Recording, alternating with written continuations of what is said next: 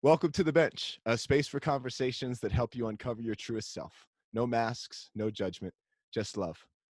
My name's Rob, and I'm joined today by my good friend Rudy Bentley Jr., coming to us from, are you in Atlanta still?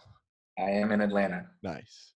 Yeah, Rudy and I have been friends for about 6 or 7 years now, something like that. probably. Yeah, Started man. playing basketball together.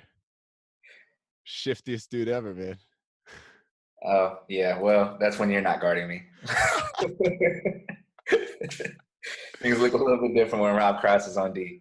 Yeah, I liked guarding you a lot more when I was actually in shape and taking care of my body. I'm committed to doing that though. That's what today we're going to talk a little bit about like making the most of uncertain times and making the most of you know the world that we're living in right now. And one of them is like I got up this morning and I did some yoga. And like I'm really committed to trying to use this time to at least like at some point during the day do something to take care of my body because I've really been neglecting that uh as a whole in my life recently. Yeah. And yeah, it's not like I can go anywhere else. So I think that whole idea of neglect in general is something we should talk about at some point in time throughout this as what I mean? Like this is an opportunity for I think for a lot of us to kind of see what we've been neglecting, whether it's, our physical health, our mental health, like what we do when we wake up in the morning, daily routines, just because there is more time now.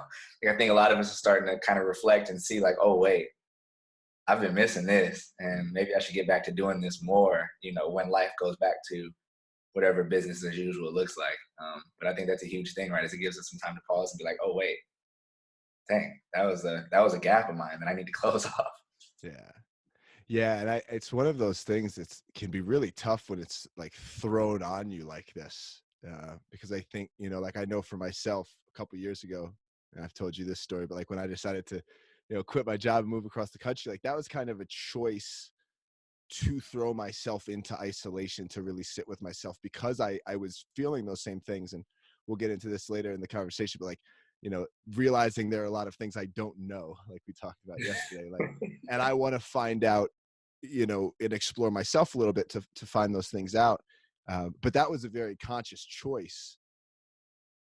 Whereas now in a lot of people's situations, it's just kind of thrown like, hey, okay, in a best case scenario, you're just home and you're completely isolated and you've got to, figure things out. In a worst case scenario, you're isolated and you don't know where money's coming from and you don't know where, how you're going to pay rent in a couple of weeks and like all of these other uncertainties that just exacerbate the It promotes a different level of urgency yeah. than someone who's comfortable and has, a lot of money in the bank account and says, well, even if I don't have a job right now, my next 6 to 12 months I could, cover with my savings account versus somebody that's living paycheck to paycheck and, was excited that they were able to make ends meet the past month. And now they realize that they got laid off temporarily or whatever the case is, right? Like that level of urgency to figure things out is definitely a lot higher for some than others. Yeah. And it's, what I've found, it's interesting, right? Because in moments like this, there's so much pain and anxiety and like, people that have the virus that are dealing with that, but then also all of the people that are dealing with the fallout from it, economic insecurity, just social like anxiety that comes from not being able to go on about our daily lives.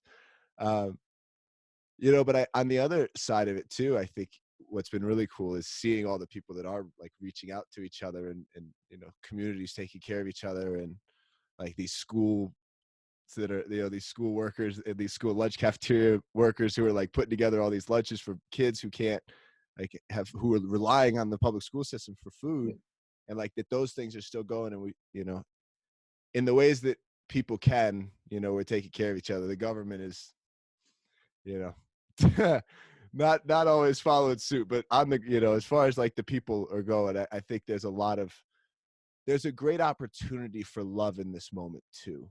I think it's like that's not to belittle the very real pain and destruction and uncertainty that comes also, and Yeah. the harshness that comes with that. I mean, But I think that's the thing, the misconceptions of history in general, right? Like I was a huge history nerd growing up. I was almost a history minor when I was in college, just not on purpose, but just because all my electives happened to be like history and education classes because I just was interested in the topic. But the pain and the sorrow and suffering a lot of times is skated over, right, or diminished because we want to talk about the powerful figures or the influential leaders. And like it's real easy to talk about the civil rights movement, the great leaders like Malcolm X and Martin Luther King, but it's like, let's talk about the hundreds of people that were brutalized, thousands of people that were brutalized in the streets by police officers, like hitting the head with bricks during protests, that died, on the marches and walks and things like that were, brutalized in prison and in jail, and like a lot of that stuff gets skated over. And like one of the worst things we talk about or reference is like, oh, Rosa Parks like got made to get off a bus, but then we don't talk about the guy that got hit in the head with a brick, or the guy that got locked up for a week, and when he got home, his house got foreclosed because he lost his job, and so then him and his family are out in the streets for the cause, right? And like I think in these moments here, like we're seeing this, like that's going to be a part of it, and like there are very few revolutions that happen in comfort. Like it comes out of that inconvenience, and I think this is an interesting time, right, to see how, as a community, whatever that community is, local, state, country, world, our community. It's interesting to see how the community responds to this. Like, how do we pick one another up? Do we pick one another up? Who picks, their neighbor up? Who focuses on themselves? Who builds up walls and keeps people out?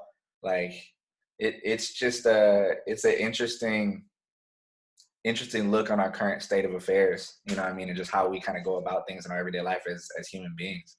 Yeah. Yeah, I think it really, it shines a light on who we've allowed ourselves to become as a society. I think that's and I'm sure you'll agree with this as a history buff. Like we sometimes look at history as so like it's just this already written thing. Like it just happened. We're just here because, it's just written this way. And we have no power to rewrite and recreate our history and our society in the way that we do things.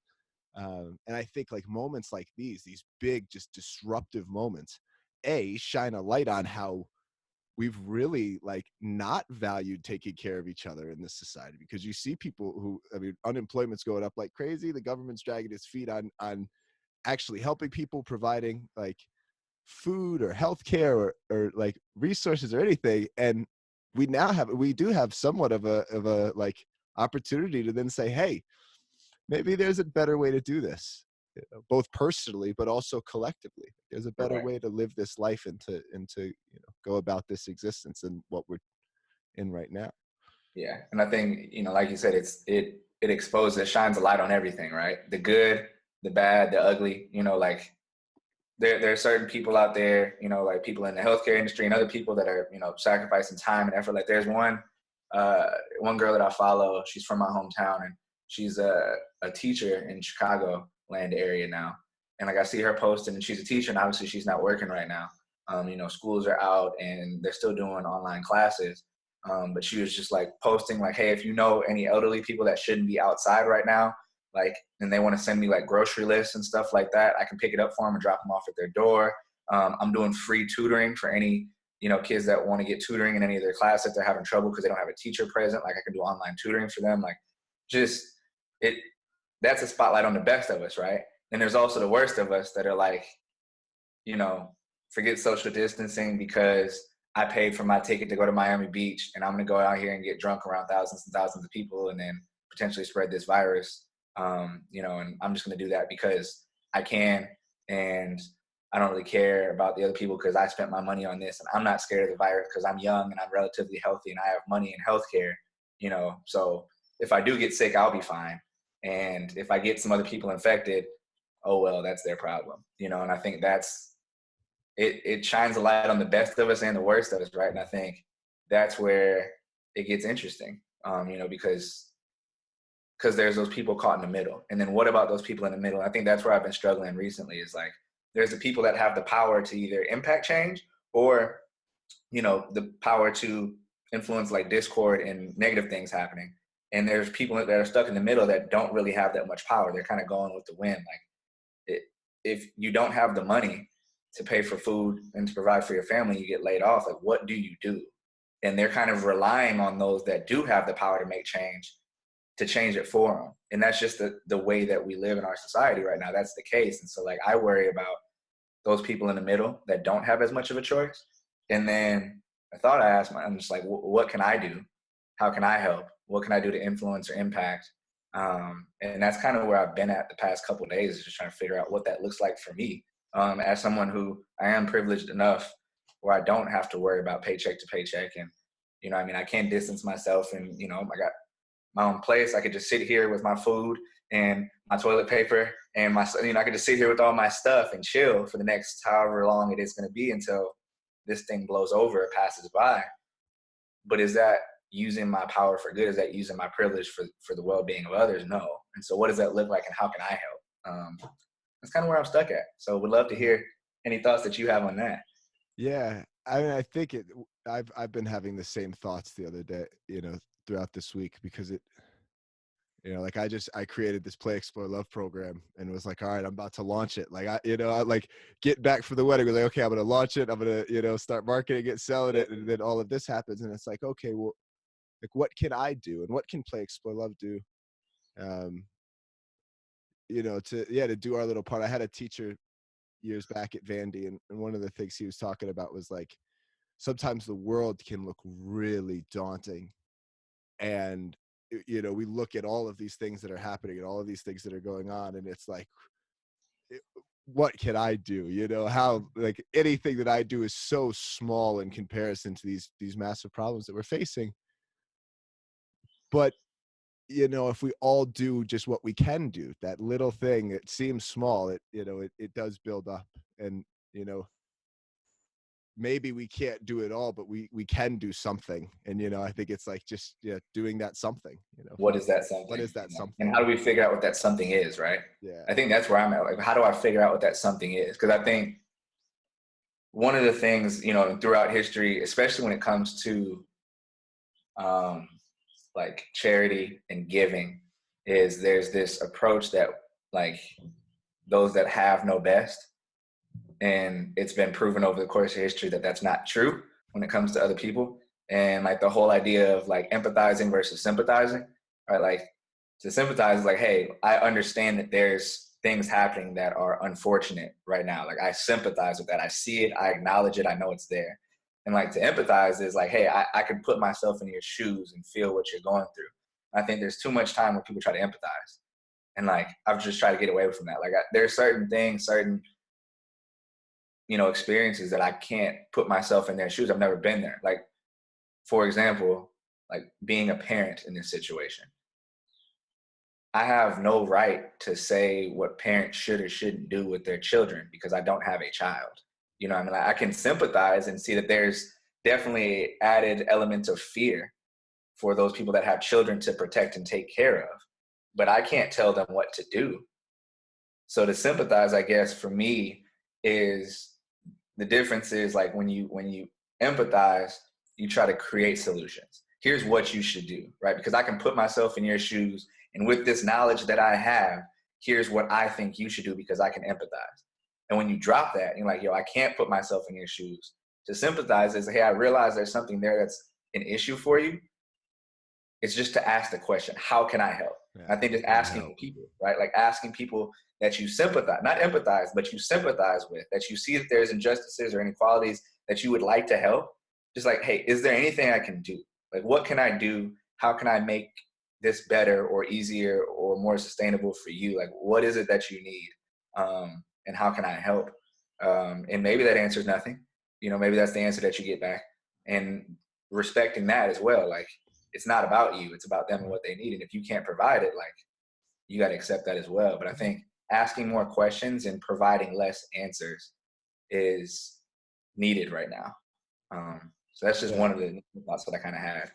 Yeah. No, I totally agree. I think there's like I remember Greg in South Africa told a story one time about like how this group put all this money together to buy all the people in the shanty towns like these refrigerators so that they could keep their meat and like store food. And within a week, almost all of the refrigerators were just being used for storage because they couldn't pay the electric bills that came with the refrigerators.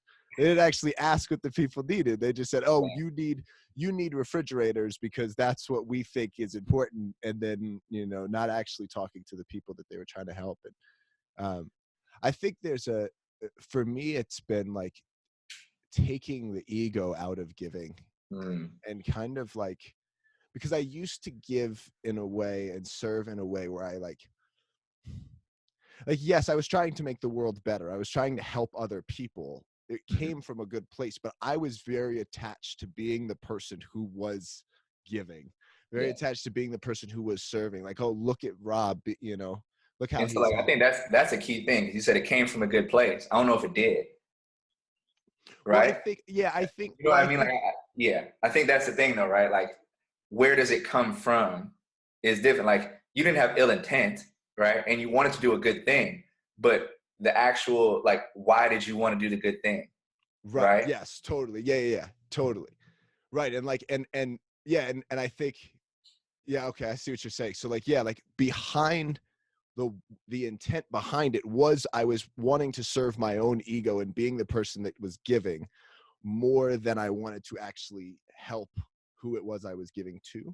Yes. And that really shifted, a shift that I've made over time is not in the action of giving or in the desire to give, but in the like, I'm giving because you are me, not because I'm trying to be some whatever, but like you are just me and you need and I have. So why not give? Or Mhm. you have and I need, you know, if you Yeah. can spare some, I'll happily accept it. I think there's like, I think when like, I used to live in a space where I was very separate, not physically like we are now, social quarantining and whatnot, but like I was around lots of people, but I didn't, I still was very like my own wall, my own being amongst others. Hmm. And, over time, as I've kind of opened myself up to like the truer nature of my being, and like I've started to see those others not as others, but as just like, myself in different clothing. And so then it's not so, oh, how come you're here? Or why, how'd you end up in this situation? Or, that it's just, okay, you need something and all right, I can help you. Or you want to have a conversation or you want nothing. You want me to go away. Okay, cool. That's fine. Yeah. You I know? think that like that's so huge, right? Because I mean, we've all done it, regardless of whatever age or race or ethnic. Like, a lot of service in general as human beings comes from like a self gratification. Like, even when you look at like older brothers and younger brothers or whatever the case is, right? Like, there's a younger person there that you've seen in your, you've seen yourself through that person before. You've been at that stage, and you want to help them so they can succeed. And then you can be like, "Ha, see, I helped you do that." Right? Like, there's like almost a human nature element to that, where like people do want to serve with the intent of being like thanked for it or appreciated for it, or like you yourself feel like you did something good for someone else. And like, I think that's human. So I don't want to discredit that and make people feel bad because they feel that way, because that's natural.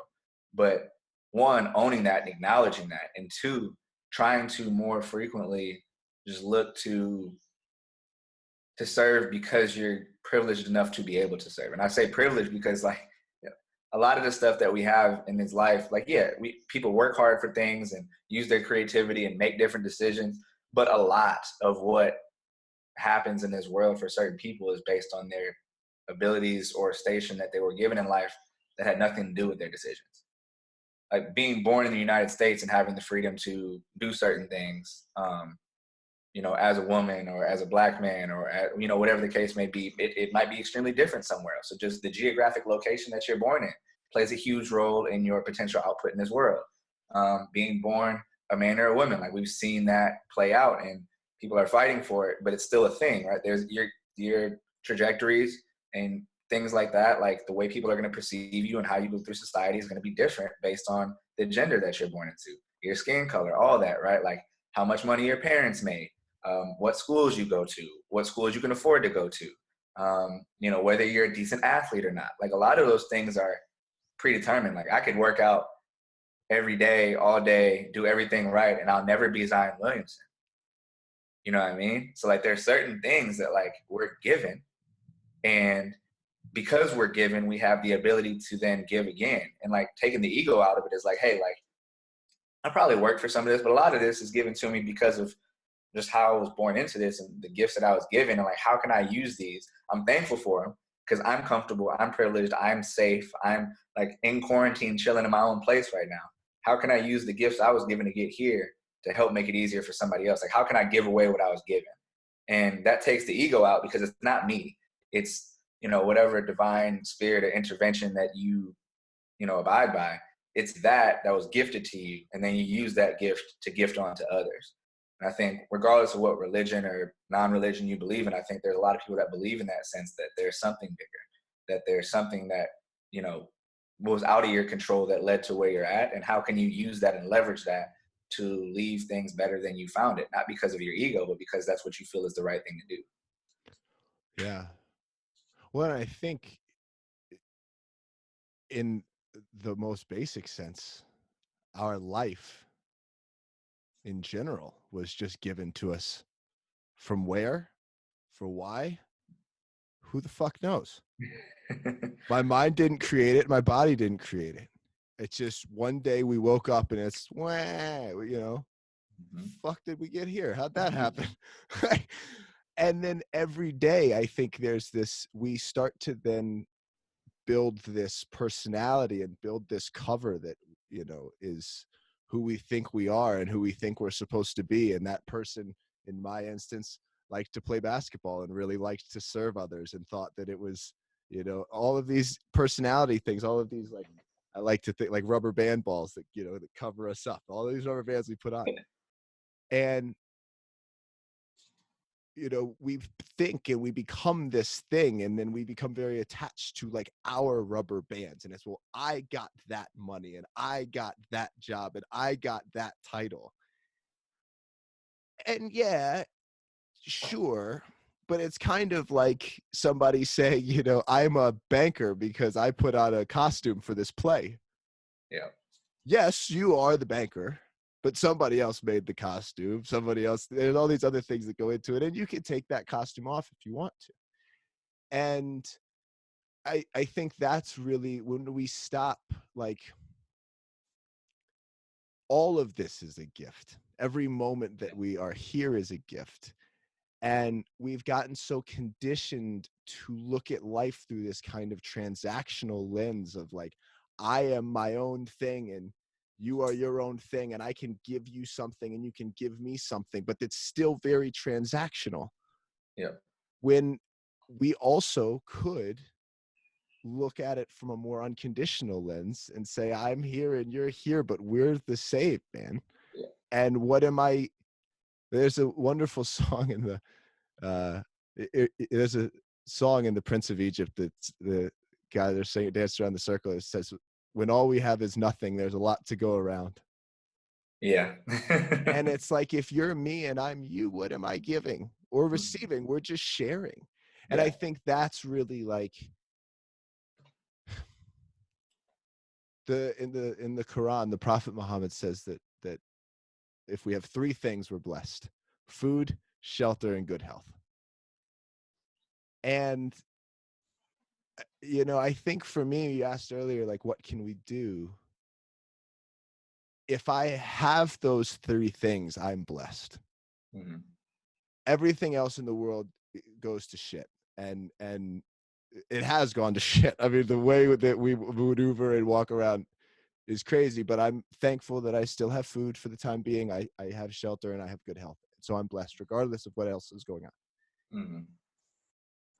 There are people who don't have food and don't have shelter and don't have good health, whether Correct. that be physical or whether that be just mental and like dealing with isolation right now. And so for me, like, what I'm asking myself and what I'm trying to do is, can, in the little ways that I can, help other people have food, shelter, and good health that don't have it. Yeah. I think another question to ask is like, why haven't we thought as much about that before that? Because there was millions of people that already had these issues before the coronavirus hit, right? I think now it's just it brings it back to front and center. And so I think, you asked the question earlier about like why, why are we here? Well, why is this virus here? You know what I mean? Like what was the purpose of this? Like what will be the purpose? And I think that's TBD, right? It's to be determined. And I think it's to be determined on how we respond to it, how we react to it, and what happens afterwards, right? Like, and I think that's kind of like, when I'm thinking today about like, okay, like, well, what can I do? How am I going about it? And I think that's one of the things that I think would be good for us to talk about is just how we're handling it. Like, what's our day to day look like now? Because I don't think it's for me to sit here and say like, do this, do that, do these things. But like, hey, here's what I'm trying. Here's what some of the other people that I've talked to are doing. And then there's just like a couple of just general thoughts and ideas, that kind of led me to the decisions that I made. Because there's some general thoughts that like some people might look at those general ideas and be like, I agree with that. But given my standing, I would do this instead of what you did. So just sharing some like general concepts that people can take and do with what they will. But just to try to give some direction. Because I mean, we've talked about like, you know, what it's done and what our thoughts are and everything like that. I think it'd be cool just to kind of share what we're doing. Um, so yeah, I don't know if you want to start things off or Sure. Yeah, to be honest, the first couple days I did nothing. yeah, I was really, I mean, so I got married 2 weeks ago and then was on my honeymoon last week. And then like middle of the week, it's like, hey, everything starts getting shut down. We got back Saturday night. Sunday, I went to the grocery store. There were no onions. There was no toilet paper.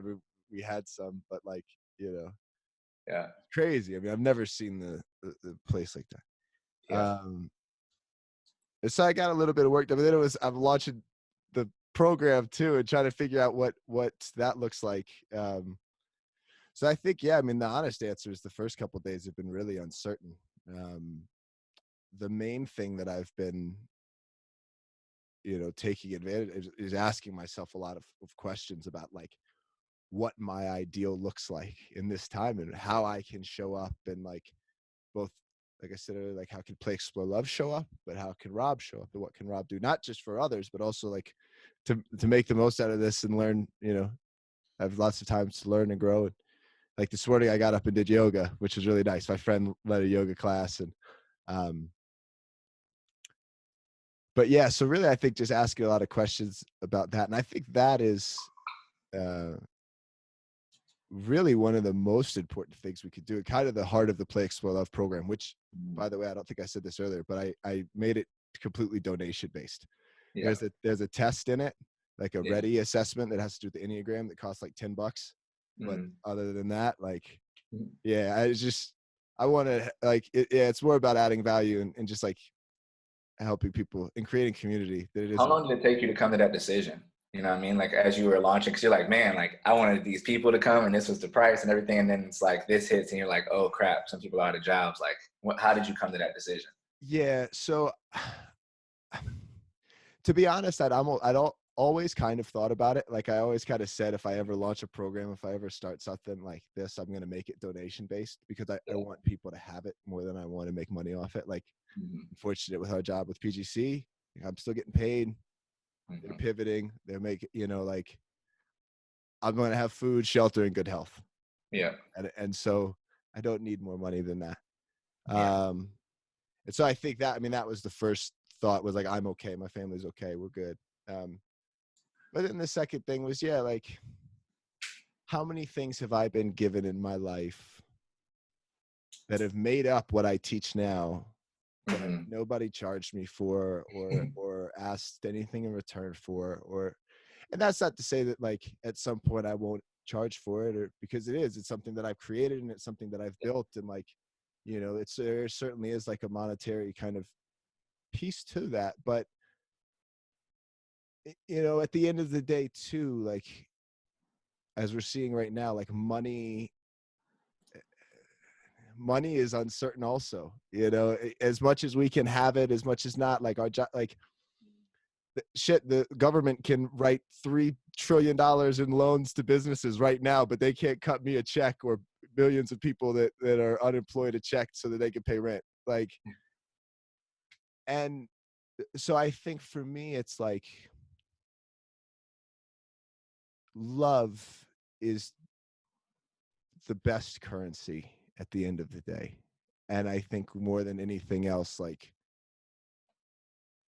yeah, that's what we can bring to the world. That's what I want to bring to the world. That doesn't mean like that that love doesn't mean the bills go away, right? Like like being in love and Yeah.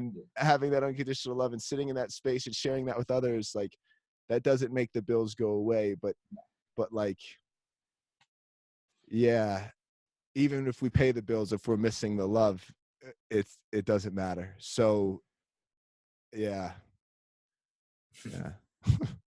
Yeah, no, I mean, I think, yeah, that's an interesting kind of view on it. And I'm glad that you shared that you already kind of thinking about it. Cause I think there's like a predisposition that you already have to kind of be a more giving and generous person. And like you said, like you have another job where you know, you're good in a sense where you can make ends meet, you can pay the bills, you can have your food, you can have your shelter, you can have your health.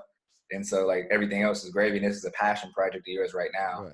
Right. Um, Like there are tons of, like I have a friend who like she's a bartender and yeah, she doesn't have work right now. And so she's like selling her art prints and stuff online. Like, yeah, I get it. Like you need to sell your stuff. Like, yeah. you know, And I think I totally get that. Like, I think that's huge. Like I think that's so there that's one of the kind of ideas or concepts, right? So like that I think is important to talk about.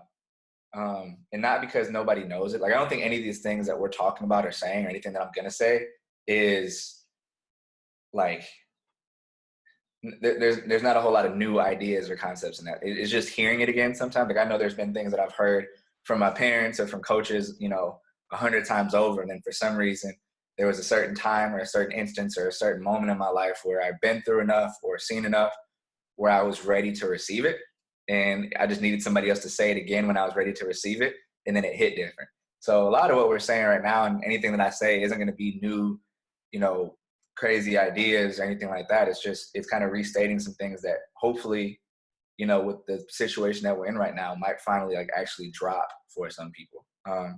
And I think one of the first things is like increased fear can lead to decreased fear. So like there's a lot of fear right now. I might not be able to pay rent. I might not be able to make ends meet. Oh, I'm a bartender and all the bars are closed for the next 2 weeks and I have rent due at the end of the month. That's scary. There's also a lot of these people that are talented that have other things that they could be doing, but they're not as profitable as the sure thing, right? So it's like option A might be for your friend to sell art prints and make her money as an artist. But option A isn't as sure of a thing as option B, which is bartending, because she's good at it. She can make the money to make ends meet. So what happens? Well, option B becomes option A. You know, plan B becomes plan A because it's the safe option. It's what everybody goes through. Because there's a fear of going with plan A and not being able to make ends meet. Well, when plan B gets taken away, that's scary because that's what you're used to. But there's also less fear of trying plan A because at this point in time, you either get put out or you try to sell your art prints and it doesn't work and you get put out, or you try to sell your art prints and it works and you don't get put out. Like there's only one scenario here where you don't get put out and you keep your shelter and your food and everything like that. And that's you to try this thing that you might have been a little scared to try before. And you got to go all in on it because you can't make one print and be like, oh, like I sold that one for $10 and it's like, no, I got to go all in. I got to get to work. I got to be, you know, drawing or making these pieces for 5, 6, 7, 8 hours a day. Like I got to be working because if I'm not, I can't sell enough. If I can't sell enough, I'm put out my house. And so the increase in fear of losing plan B decreases the fear of trying plan A because you just simply don't have as much to lose. And so I think, you know, there's so many people out there that are so talented, right? And like there's so many ideas or concepts or things that, you know, die with people in the grave, right? Like that never get brought to fruition. And I think this, regardless of your station, right? Like if you're not working, and there's no other job you can get to make ends meet right now, not in the time that you need it, why not go all in on one of your passion projects, one of the things that you love to do, that you're good at, and just see what happens? Because the worst thing that could happen is you try it and it doesn't work, and you're in the same boat that you're in if you don't try it. yeah, I think there's a great opportunity in these moments, I think is what you're, you know, Yeah. Like when I've talked about this before. Like when I quit my job and left the country, and I pretty much spent 4 months like spending 9, 8, 9, 10 hours a day not working in my brother's house by myself, sleeping on a yoga mat, like sitting with all of my shit. Mhm. And I wouldn't wish that on my worst enemy because it was awful. I really was. I mean, I cried. It was like terrible. Yeah. But I am so much the better for taking that time to actually sit in it. Yeah. And the reality, I think that I've been really struggling the past couple of days because there's so much uncertainty in the world and there's so much uncertainty around like, what do I say? Like Yeah. nobody had, I mean, like what do I say in this world right now? Because like, how do Yeah. you say any one thing or do any one thing that's gonna like, yeah, there's so much going on. But I think what I've kind of come to accept over the past 24 hours is like it's not going away. I don't know why it's here. I don't know what it is. I don't know what it's going to do, but it's not going anywhere. Yeah. And the uncertainty is here. And there's, really, I think we have two choices in this moment. It's, and not that, I think like you were saying earlier, like why now are we like paying attention to all of these things when people have been living paycheck to paycheck for so long? And Right. I mean, like people are talking about feeling trapped. Well, what about the 2.3 million people that we put in prison? That a lot of them for nonviolent offenses, a lot of them black and brown and impoverished people. They're trapped all the time, and we're not like. So, like, there's clearly a lot more, but maybe this is the first time that we're waking up to all of that. I think like last night actually at 3:30 in the morning, freaking fire alarm went off in my apartment. It wasn't in my Oh, apartment. It no. was like the whole building. Wham, Yeah. wham, wham.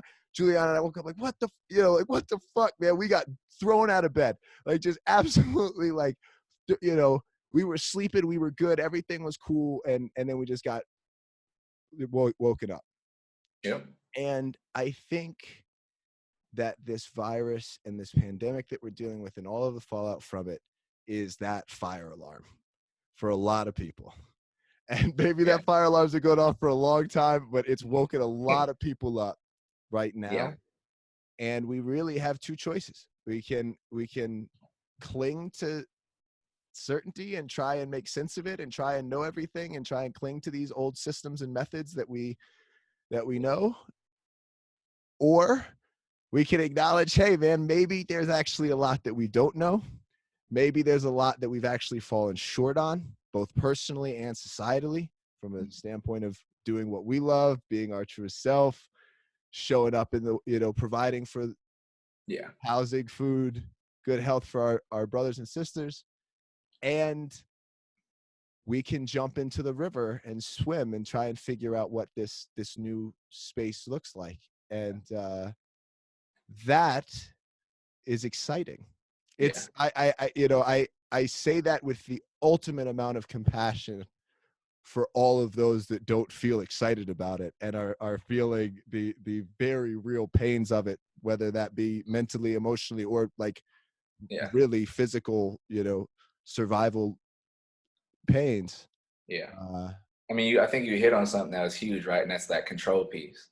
And it's like, I think regardless, I think this leveled the playing field for a lot of people in terms of control, regardless of like it hits at a different degree depending on your socioeconomic status and things of that nature. But like everybody lost freedoms, everybody lost control, everybody lost like yeah, just their comfort and consistency. Like everybody was disrupted in some way, shape, or form. I think it was an important reminder for humanity as a whole, right? That like we don't have everything figured out, and the more you think you have it figured out, the more the world and life will show you that you don't have it figured out. And so I think like it's a good like we just you can't figure life out. There's a constant struggle that will be there. There's a constant, there's different levels of discomfort, but there's always going to be some discomfort if you're trying to grow and do new things, especially.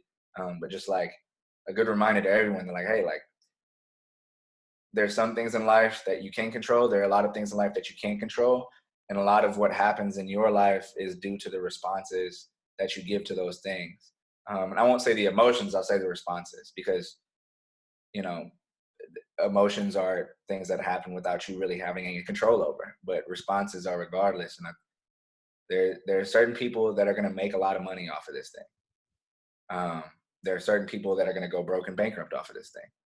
There are certain people that are safe financially where they can control, they'll be safe and still be in their home and still be able to afford food. There are certain people that won't.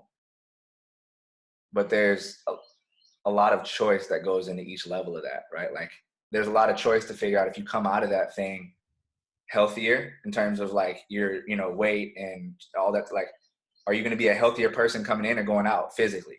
Are you going to be healthier going in or going out mentally? Like, are you going to be a more intelligent human being? Are you going to read things and look at documentaries to try to learn a new skill? Or are you just going to have binge watched, all the seasons of Netflix? How are you going to adjust when you go back into the regular world when you're used to binge watching all day and you haven't done anything for a month, and then you go back into the real world and you can't function, right? Like, there's so much choice that goes in, no matter what level that you're at, that I think it's a good reminder that a lot of what we do isn't controlling what happens, it's a controlling how we respond and just dealing with what happens as it comes. And when you can drop that pretense of being able to control the outcomes, and you can just try to control your decisions and your choices that you can control, it becomes a lot more freeing. Then you can look at it from a place of, okay, well, knowing what I know, here's the next best action. It's really hard to be in that space, when you're so used to being able to control the outcomes. Mm. And when you stop trying to control the outcomes and just say, hey, here's what it is, this is my next best action, here's what I think is next. Like, when you just do that and control your choices, you see things a lot clearer. Yeah. And I think that's really that's the opportunity that we have in this, Yeah. and something that why I'm really excited about Play, Explore, Love and sharing that, why I made it free, was because I've spent the last 3-4 years learning how to live in uncertainty. I blew my shit up because I wanted to, because I was like, this isn't it, and so I've spent this time really like sitting in this uncertainty. And like, one of the beautiful things that's come from it is the simplicity that my life has taken, and the like I have four principles that I live by on a daily basis, and that's: do no harm, do it in love, honor all, and clear is kind. So tell the truth, be clear with Yeah. whoever you're talking with, and yourselves. Yeah. Those are my like four how I show up. And then I try and play enthusiastically, explore courageously, and love unconditionally. And I try and get better. I try to make sure I show up in these 4 ways every day, and I try and get better at the other 3 every day. Yeah. And then I hope I'm happy if I have food, good shelter, and good health. Yeah. And it's like that. But you're not happy if you need that. I think that's important, right? Oh You need no, those. right? No. You need those things, but I think it's like what we have the opportunity in this moment to do is start to reflect and kind of reconnect with what it is that is really important to us and really crucial to us. And like, I think I said this to you on the phone yesterday, or said it to somebody, like, if you're in the desert, no amount of gold is going to quench your thirst. If you're walking out in the storm, no amount of gold is gonna put a roof over your head. If you're dying of old age, no amount of gold is gonna bring you back to life. And so I think we have fallen into a trap as a society where we value the gold, however you define that, money, success, whatever these external things we're going after, Mm-hmm. more than I think we value the things that keep us alive. Yeah. And I think part of that is community. Part of Mm-hmm. that is connection. Part of that is having other people around us where we can feel that love and that. support. Um, and so, yeah, I mean, my hope is that in this, people realize that we really, the importance of those things. I think it highlights the importance of those things is like now for a lot of us, like I said, I went to the grocery store the other day and there's no onions. I've never Mm. been to the grocery store and had no onions. Like it's a very real fear that we're going to have food shortages, that we're going to be eating, ramen noodles. And Yeah. some people have done that and experienced that before.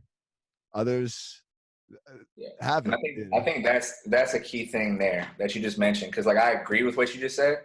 I would slightly alter the phrasing, um, because I like, yeah, gold isn't the most important thing food is, but gold pays for food. You know what I mean? So like Mm. I would say excess is the issue, right? Well, so Like yeah, people are overemphasizing the excess because there's certain amount of money that's needed. Because yeah, before we had gold or money, we traded and bartered, but even then, like exchange rates would change. Like maybe it cost 2 onions one day and 3 the next, and so there's always some form of exchange to get goods and services you needed to survive, whether it was the barter system or monetary system, whatever it was, right? There was always a system, and you needed stuff to get stuff, whether it was a skill or whether it was things, actual tangible things to trade with, right?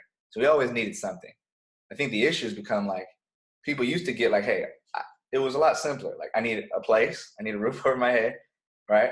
And food on the table, and I want to be healthy. And then family was a part of that for a lot of people. It doesn't have to be for everybody, but like there was some form of community that was also a part of that for a lot of people. But I think this excess of things has become such a priority. Like it's not just, oh, I need a roof over my head. It's I need a roof over my head with 3 more bedrooms and we have people living here, right. and a pool in the backyard. And while And other people don't have a roof over their head or food in their yes. belly. And I think that's the thing, right? That it's like, and I'm not saying that like, oh, like people shouldn't strive to have nice things. I don't agree with that. I think that's important. I just think that like this is a reset to remind us of what the most important things are. And I think for some people it might lessen the burden or the anxieties that we face outside of this virus, right? Because depression and social pressure and anxiety and depression due to watching people on social media, that was all a thing before the coronavirus hit. And a lot of that came from people glorifying this excess, like they can afford to take all these trips and have these nice cars and go to these nice places because they have all this money. And it's just like at the end of the day, is that really what's the most important thing? Like go ahead and strive for it. But if you don't get it and you're healthy and you have a roof and you have food and you get to spend a lot of time with your family, like one isn't better than the other. It's just different, right? And Yeah. I I think that's think, that's the key. yeah, I think what a great addition, because like what is important for me and what I view to be, what I want is not necessarily what you want or anybody else listening wants. Like, I used to, when I was 20, my dream was being a college basketball coach and trying to, like what we want and what the ideal of our life looks like changes over time. Exactly. It isn't the same for everybody. I Yeah. think what we have an opportunity to do in this moment is actually hit the reset button on what that, or not even necessarily hit the reset button, but check in with ourselves potentially for the first time Hmm. on what that ideal actually is. Yeah. And hey, if everything in the world went to shit, which, it kind of has, Hmm. what would I do then? What would I do then? And what would my life look like? And who would I show up as? And how would I do those things?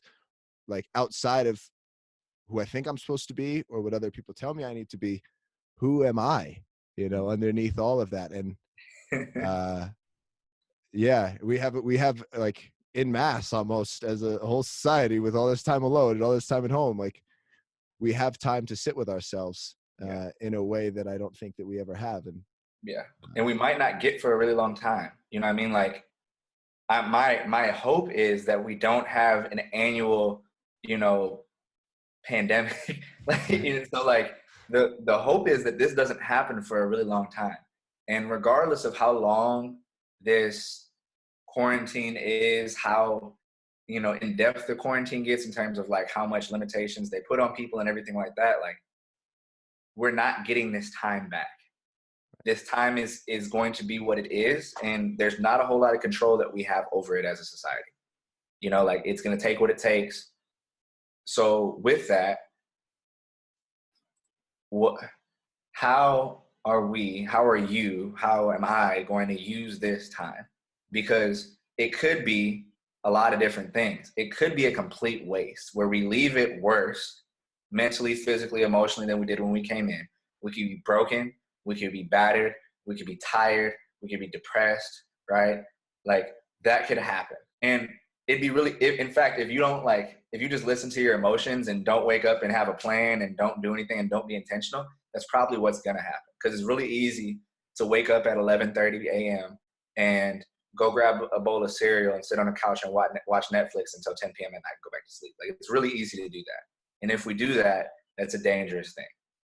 But there's also an opportunity here to do something that you have wanted to do for a while, that people talk about doing all the time, but say, I just don't have the time, right? How many people, I've talked to plenty that say, man, I wish I could just pause real quick and really think on these decisions, right? You got a college decision to make. You got a couple schools that you've been thinking about. Well, guess what? You got 5 hours a day that you can just devote to researching these schools that you didn't have before, to talking to the coaches because they got time and they're just sitting at home.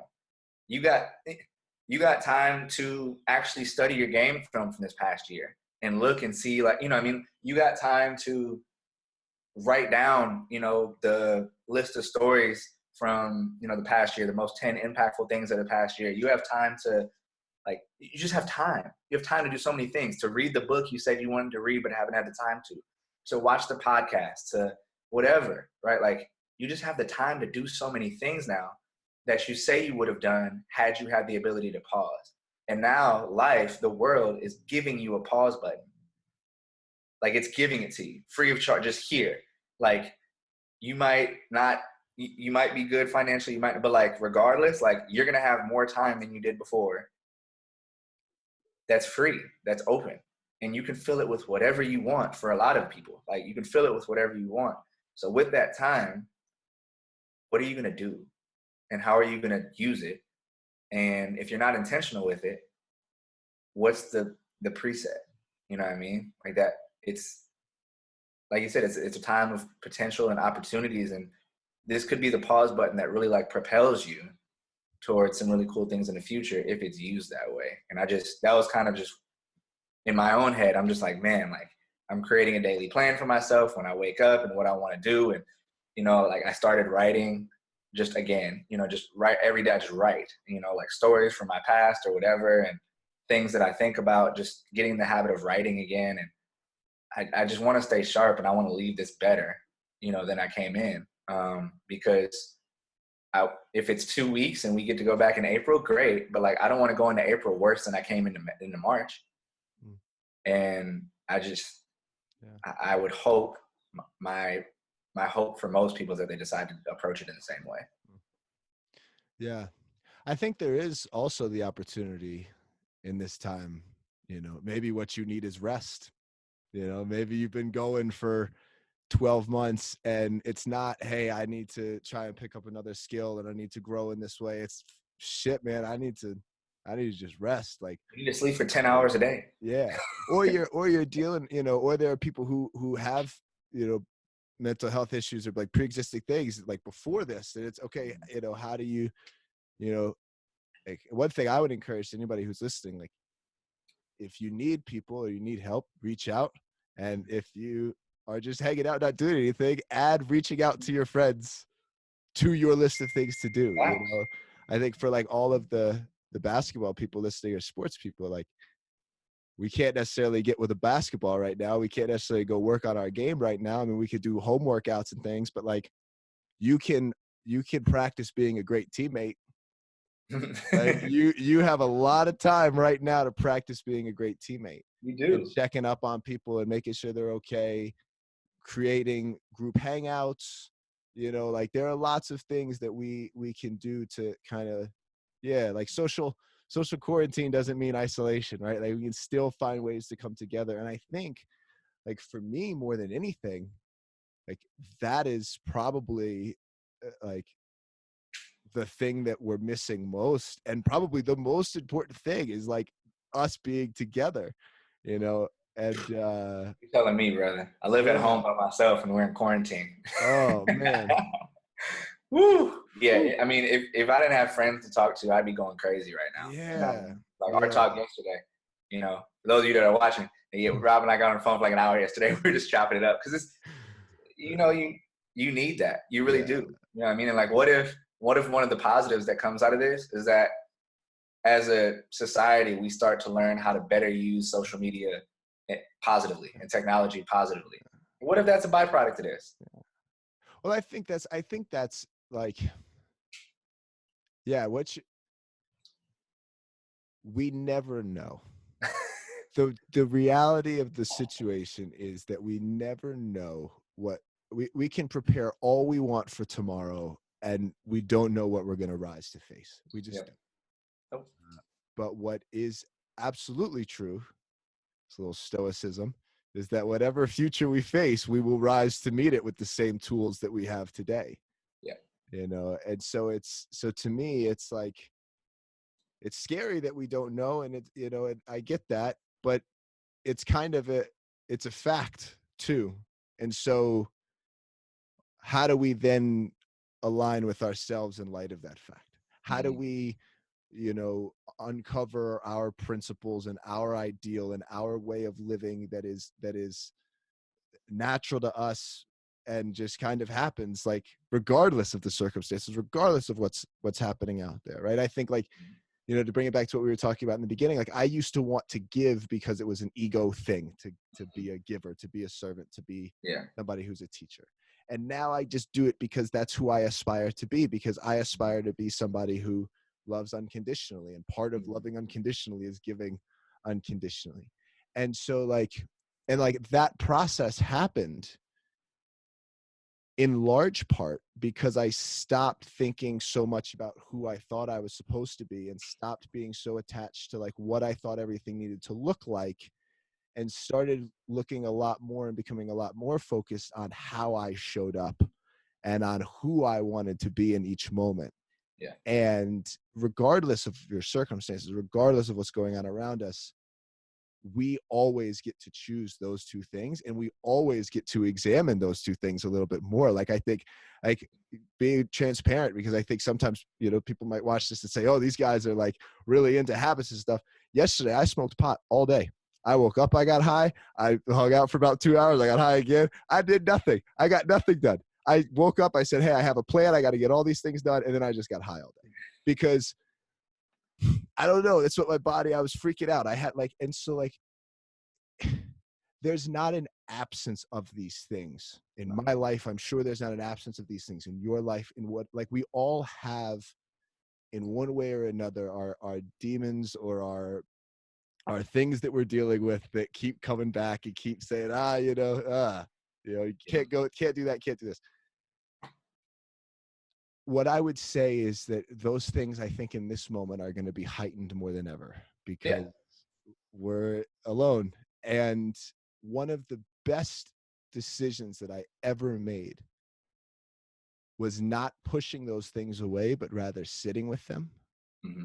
And through sitting with them, starting to learn about where they come from, why they're there, having some awareness and some loving awareness for them, and that it wasn't my fault.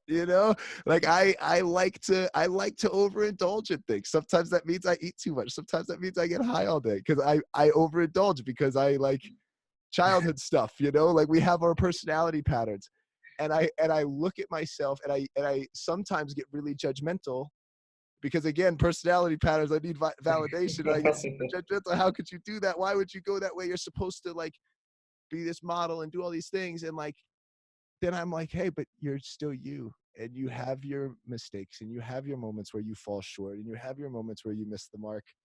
How interesting. Yeah. Just in the same way that I look at everybody else when they miss the mark, and I say, okay, cool, like, you missed the mark, that's Yeah. okay, get it next time, make the next one. I think in learning to look at ourselves in that way too. Yeah. uh but then also being aware of how we shot it. No, maybe, what, that was probably a bad shot, maybe I shouldn't take that one next time. Not I mad at think that's myself the that I direction, shot it, right? but Yeah. Well, but because you got an end goal there, right? I think that's right.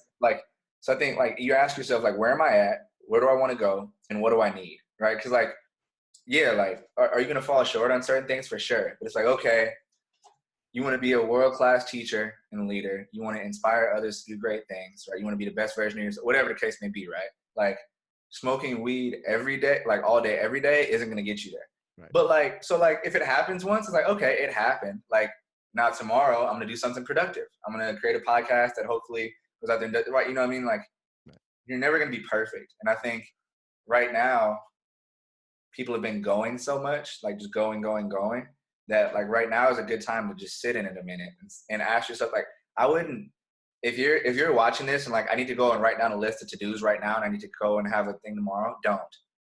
Like, stop. Because if this is one of the first times you really thought about it, you're not ready to create a plan because you don't actually have a plan because you don't know what you really want or where you're at. And so it's like for the next 2 days, 3 days, like really figure out where you're at physically, emotionally, right? Like spiritually, whatever the case, right? Like what is your fulfillment level, right? Like how, in terms of your energy tank, like are you, halfway, are you half full? Are you three quarters? Are you almost on E? Like, did you just finish a season where you were playing a bunch and a leader on a tough team with tough people to lead and people were asking a lot of you and you got done with your final exams or your midterms and now school is shut down and you're like, where are you at? Hmm. Like where are you actually at right now? Because that determines what you need. You know what I mean? Like, hey, I want to be here at some point. I'm here right now and my energy is done. Like I'm done. And I don't have the energy to do much anything right now. I'm tired physically.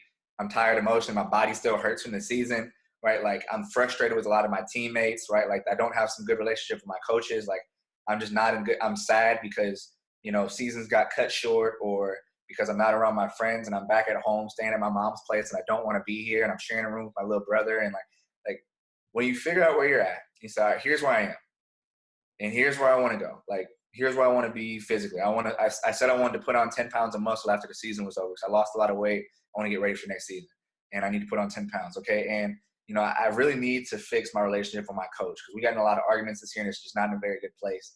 And, like I feel like I'm kind of short with my mom right now because I'm frustrated with all these other things and I feel like I'm taking it out on her and I need to stop doing that. Right. So like, I need to be better with these two people. I need to get my weight up. I need to do whatever. Right. And there's this gap here. Okay. Well, what do you need? Well, before you're going to fix those relationships, you probably need to get some rest. You need to get your energy tank back up because you're on E and you're frustrated and you're tired and you're cranky. So maybe, after you figure all that stuff out and you dissect that, maybe it's, I need to do nothing but like yoga for the next week or two because my body's sore, my muscles hurt, I have deficiencies everywhere. I'm really tight in certain spots because I haven't stretched the way I should have been all season long, right? And I need to do that and I need to sleep for a minimum of 10 hours. I do not get out of bed until I've slept for 10 hours every night. Because if I can start to recuperate my body and I'm sleeping enough or I'm starting to recuperate my body and my mind and those things and I'm getting enough sleep, then the first thing I need to do is I need to go talk to my mom. Right? Like now I need to go talk to her because like I need to fix this. This is the one that's here all day, every day. I need to make sure I rectify that. And then I need to write a workout plan. How am I going to get stronger? Maybe I go look up some YouTube stuff. Maybe you come and hop on PGC Plus and follow my workouts that I'm be running. Come get swole. Right? But like whatever it is that you're going to do, right? Like you go and do that thing and you start to build out your plan from there. What do I need today? What do I need tomorrow? What do I need over the next 2 weeks? But you can't figure that out unless you're honest with yourself where you're at, where you want to be, and then what you need. And once you figure those things out, right, then you can attack it. But what do you need to create all that? Time. And that's what you have right now. And I think what people are really having to deal with is, this question of whose journey are you on? Because in our day-to-day life, when we get up and we go to work or we go to school, we sit for our teacher, we sit for our boss, we do our work, we come home, we take care of our spouse. There's all Yep. of these things that we need to do for the world and Mhm. for who we are in the world. And a lot of times, not that being on your own journey and doing things in the world are mutually exclusive, because they're Right. certainly not. I think that actually part of being on your own journey is being in the world and not just pulling out of it.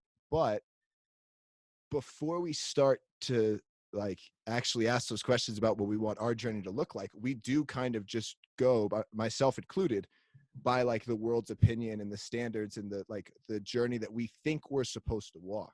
Mm-hmm. And what this time is really allowing, and I think like what you're saying, like the first thing is to sit with yourself and figure out, okay, well, you know, whose journey am I on? If I'm not on mine, why not? And if I am on mine, what do I really want in this space, and what do I need, and how can I get there, Yeah. for me, you know? And I think like that's the, like, when I think about my life in terms of who I think I'm supposed to be, then a day like, you know, yeah, like those days where I fall short of, you know, getting things done, or I get high all day or whatever, sometimes I'm like overly judgmental because I'm falling short of some like Yeah. pie, you know, this kind of elusive standard that I've somehow set for myself, that the world has set for me, my perception of the world has set for me, and I'm falling short of that. And I think that's very different than, hey, I have a desire to share more of play, explore, love, and I have a desire to create more connection in this world, and I have a desire to work on my body and those things. And if I get high all day, those things are somewhat mutually exclusive, like, because I can't work out as much and I can't do these other things. And so like that is a choice that I need to make for my own journey. Mm-hmm. uh And I think that's like you, because you're not an ideal, and when you make yourself an ideal, that's when you get frustrated. right. Because the ideal of you versus the being of you, you're not an idea. You're a being, and beings do things that it's fluid, right? Like beings, they do some things sometimes and not the other times.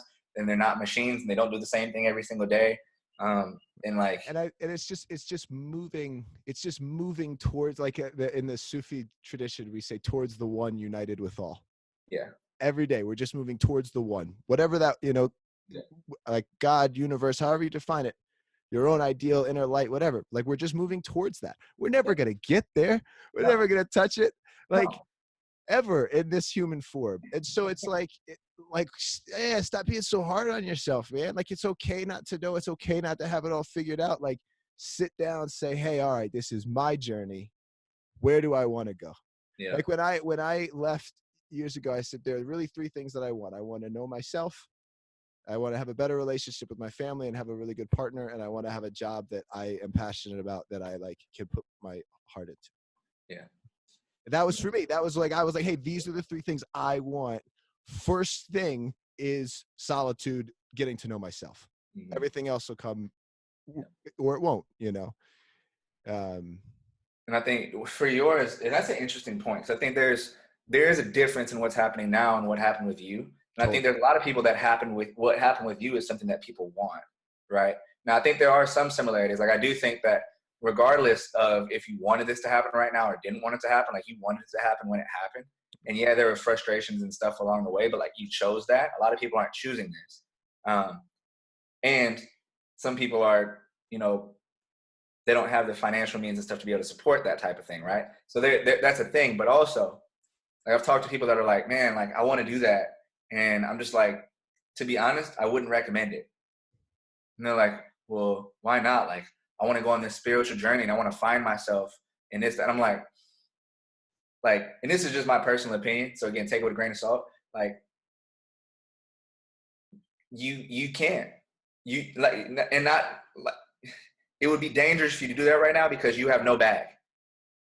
Like you you have no means of supporting yourself through that, you know? And like if you don't have a means of supporting yourself through that, now maybe that means is a trade. So like you when you were in Austin, right, you were like you could be a pedicabber, right? You had the means to do that. So you were able to make a little bit of money. You could bartend, right? Because you know how to mix drinks and you were a taller, like attractive dude, and you were able to do that and be personal and all that stuff, right? So like certain people, right? You flip the locks, you serve the drinks, you get the tips, it was good, right? But like everybody can't do that.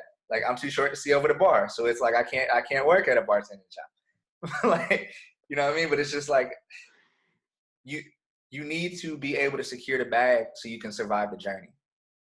You know, like you got to be able to secure it. Like you can't just like, oh, I just want to take off and do these things. And a lot of people like, okay, your parents can help you or whatever, and that's fine if you can do that. But there's certain people where I'm just like, look, whether it's, you know, a job that allows you to travel a little bit more and do these things, or it's a trade that you learn that you can use in different spaces and places as you want to travel around and do things. But like whatever it is that you want to do on this journey of yours, you need to be able to have food and shelter and keep your health. And if you can't do those three things, you're not ready to go on that journey. And so I think like it's an important message to give to people too. Like you got to secure the bag before you go out here on these journeys, because otherwise really bad things could happen. You could put yourself at risk where you end up like living behind dumpsters and alleys and on street corners. And like I don't want that for people to be like, well, Rudy told me to go out here and chase my dreams and explore myself. I'm like, look, if you ain't got the bag, stop going out here and trying to do it. You know what I mean? Like you got to secure it and have a way of securing that. So I think that's just a warning tab out there, because there's certain people right now that it's not secured. You know what I mean? And that's where a lot of this struggle in my heart breaks, is like this journey is imposed. This adventure is imposed. It wasn't willing. And certain people can survive it. Like you and I can survive it. You know what I mean? Like we have people that can help us survive it. We ourselves are stable enough financially where we can survive it. And so we can use it for those good things. But I think for some people, it's like, you know, this is a tougher situation. So like for those that do want to, you know, coming out of this, be like, man, I really enjoyed that time, you know, where I got to kind of clear my head and now I want to go and do that further. Secure the bag before you go out there and start chasing these things, or you might end up on the street. As I know many people who did. Right. Yeah, I think there are. First off, I appreciate you saying that, because that is a wonderful caveat, and I'll add to it because I think it brings a thought for me too. It's like there's a difference, I think, in the external path that our life takes and the internal journey that we go on to find ourselves. Yes. And so for me, like the internal journey that I was going on to find myself kind of coincided with a very uh, turbulent and self-decided blow up of my external life, For sure. and this kind of feeling like I needed to go and be in solitude and do these different things. And I had a plan for how I was going to keep a roof over my head, food in my belly, and good health. And I was still on my mom's health insurance. My brother gave me a floor on his yoga mat on his floor, Mhm. and I traded work with him to make sure that I had food, you know, and that was enough for me. And those were the decisions that Yeah. because that's what I wanted at the time. Yeah. And I chose that. And a lot of people aren't choosing the external journey that they're currently going on. And that is an absolute fact. And it's not always a choice, Right. And it's not but always a choice. the internal is, right. And I think that's But what you're getting. and what I'm getting at is I don't think we actually have to go anywhere to do the internal journey. No. I think you can do that. And that's why I created Play, Explore, Love. That is the whole reason why I created the Play, Explore, Love curriculum, the program, this podcast, because I know how fortunate I was to be able to just blow my life up and go on that path and take that time to explore myself. Hmm. And I am, a small percentage of the population that A, wants to do that, and B, has the means to do it, and has both of those things. And I am forever thankful for that. For And sure. I created this program really Yeah.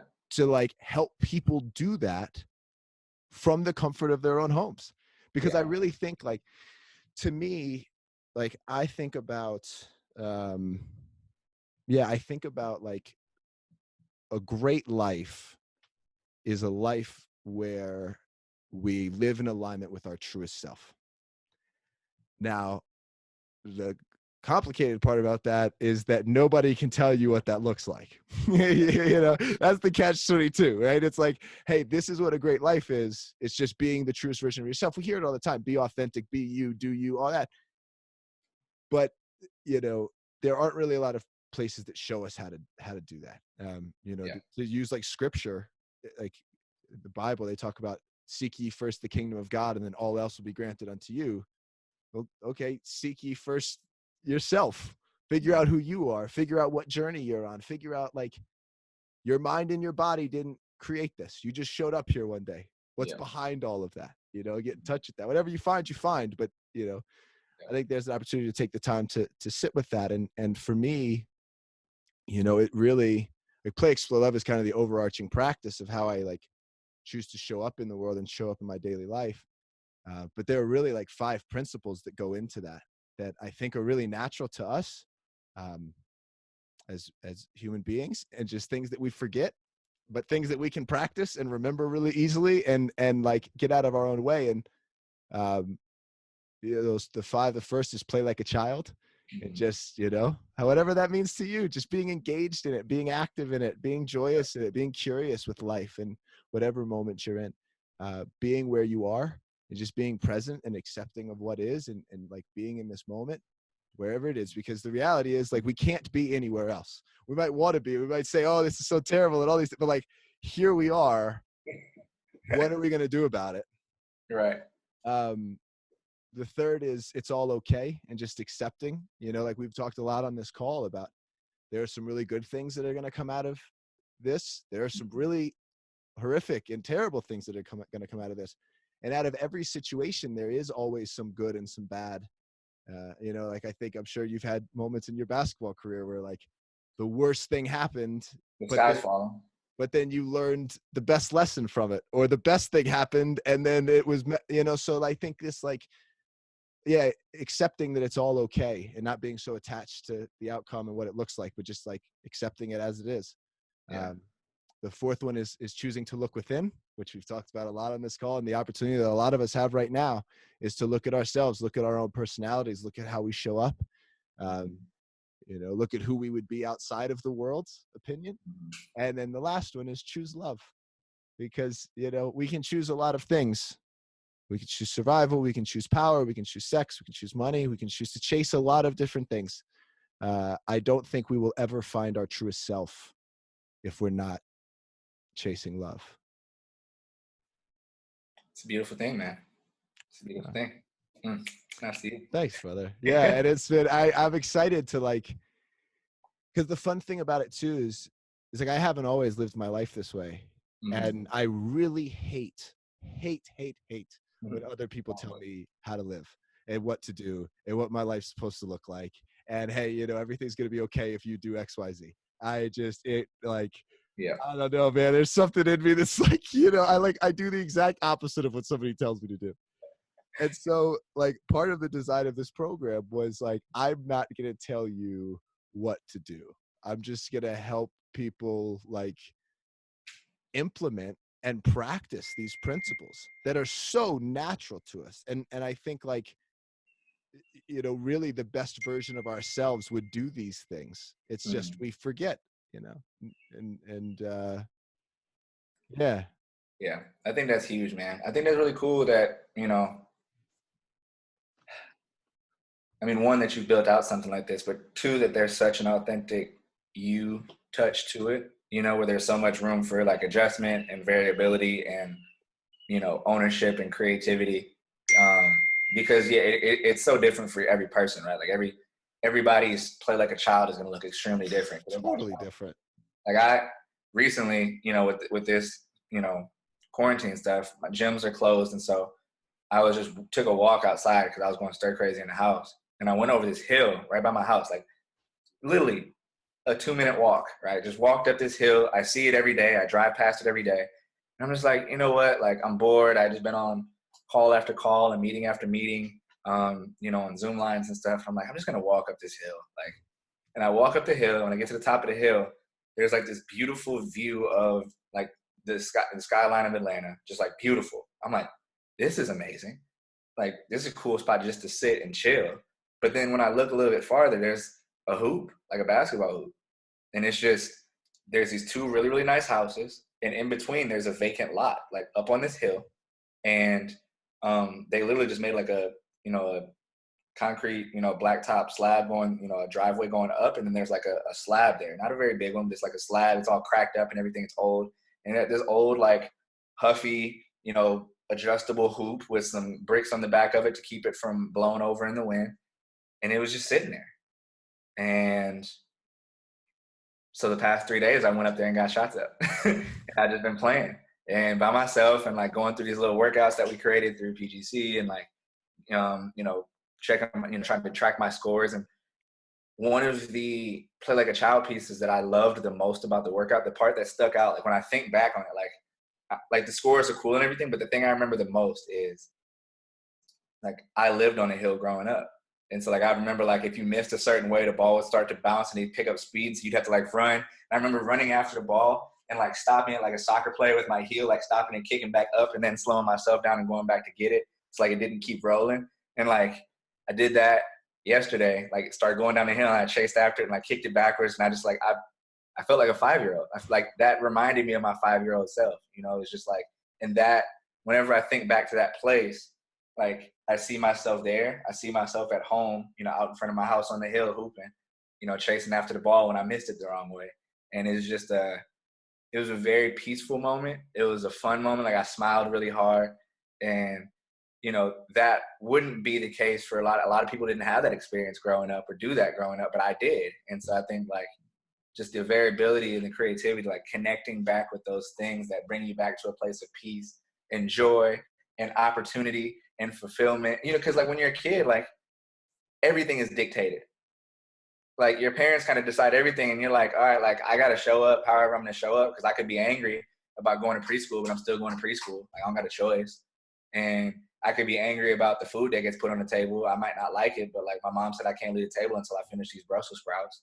And you know what I mean? And like as a kid, you did what you did and you showed up and you decided how you were going to show up and you went out there and you played really hard and you know, you just did things. And I think it's a cool place to right now, especially where so much is being dictated on us. Well, you know, now more than ever, that play like a child piece, like just connect with some of those happier moments, you know, some of those peaceful moments, some of those freeing moments where there weren't all these responsibilities or preconceived notions about who you should be or what you should be doing or what your job is. And you just got to have fun. Like that's such a cool, like that one always stuck out to me. I know we've talked about, you know, the whole concept of play, explore, love a couple of times, but like that play like a child piece always sticks out to me. And then past 3 days, man, I've been out there like a 5-year-old just out there getting up shots, getting after it. Oh, it's been fun. Yeah. Well, one of my, and we'll start wrapping up here, but We're going because for hours. we'll sit here and we'll sit here and talk forever. I think I'm supposed to prep with Tyler soon. Oh, great. Um, so one of the things I think, uh, one of my favorite verses in the Bible is when Jesus says, "Unless ye become like little children, you will never inherit the kingdom of heaven." Mm, And there are there's a lot more to the program certainly than playing like a child, but that is really where it starts, mm, um, because at some point we all have that, and at some point we all lose it.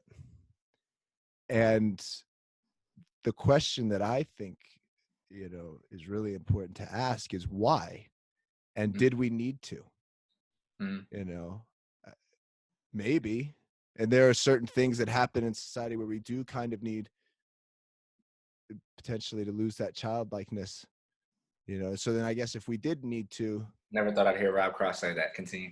you know, I guess if we did need to, and I did, I mean, there were moments, right? Like when I was a kid and I played basketball, I loved it and I ran around and I was joyous. And every moment I stepped on the court, I was like a 5-year-old child, you know. When I was in college at the end of my junior year, I hated it. I almost quit the team. Where did it go? Like, why did I, you know? And I think that what this journey really entails and what I think, you know, a great life is and what makes life fun, especially as adults, is when we can tap into that childlike curiosity and that childlike joy and that childlike play, even in the midst of whatever we're going through. Just that, like,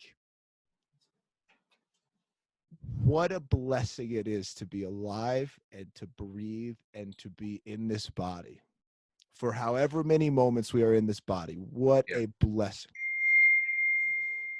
And children remember that instinctively because they play like every moment is a blessing. Yeah. And yeah, I guess the we'll leave and we'll close. I'll close with this challenge: is no matter what external uncertainty is going on, can you find moments to play like a child? Can you find moments to play and treat each moment of this life and of this existence like the blessing that it is?